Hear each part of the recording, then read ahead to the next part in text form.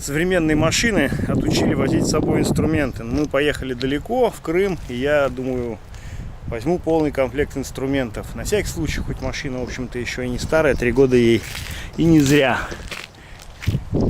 Видите, как красота? Красота красотой, но ремонтироваться надо. Ветер, правда, наверное, шумит в микрофон.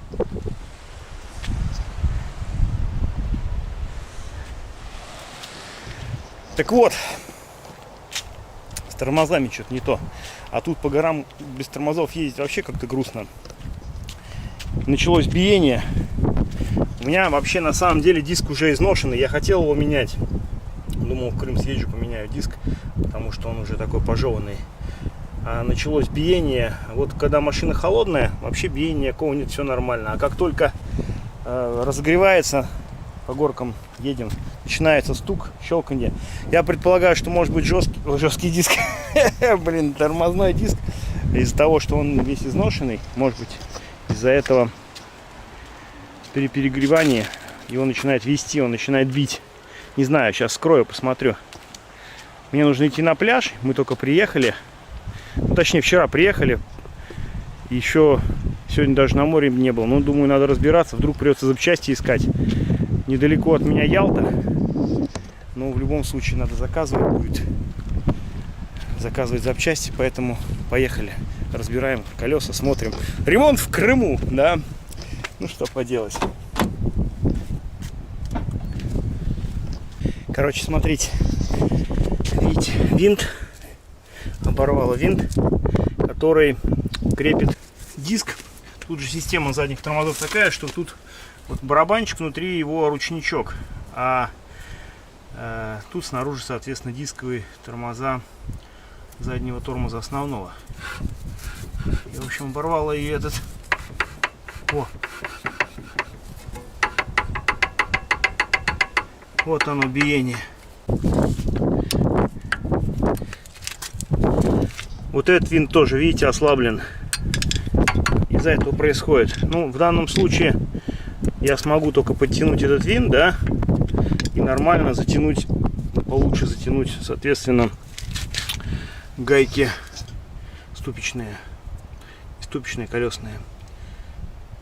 Слушайте, ну вроде починил, буду надеяться, потому что не хотелось бы, конечно, заниматься ремонтом в Крыму. Ну, а безопасность, тем более тормозной системы в горах, это, вы сами понимаете, насколько важно. Я сейчас ставил колесо и задумался, из-за чего это может быть. И все-таки, наверное, из-за того, что у меня ослабли гайки. Ослабли чуть-чуть гайки, которые держат колесо. Начался небольшой люфт, большая скорость, большие нагрузки, торможения, разгоны. И этот винт его, в общем, сломало. Если бы гайки были затянуты нормально, ничего бы с винтом не было. Но в любом случае, я хотел что сказать, друзья. Обязательно, всегда с собой берите инструмент, когда вы едете куда-то далеко, если там больше на 100 километров. Потому что, ну, всякое может быть в пути. Я когда у меня была машина, когда у меня были машины еще советского производства, которые постоянно ломались, были старые, у меня всегда с собой был, как у меня товарищ Игорь мой говорил, всегда должен быть комплект инструментов и запчастей, чтобы сделать капремонт двигателя в дороге. Но, слава богу, сейчас такое делать не надо. Но в любом случае, даже вот какая-то мелочь, то, что у вас нет инструмента, может создать вам огромное количество проблем. Не будет у вас какого-нибудь ключа или шестигранника, или пассатижа, или скотча, самое главное.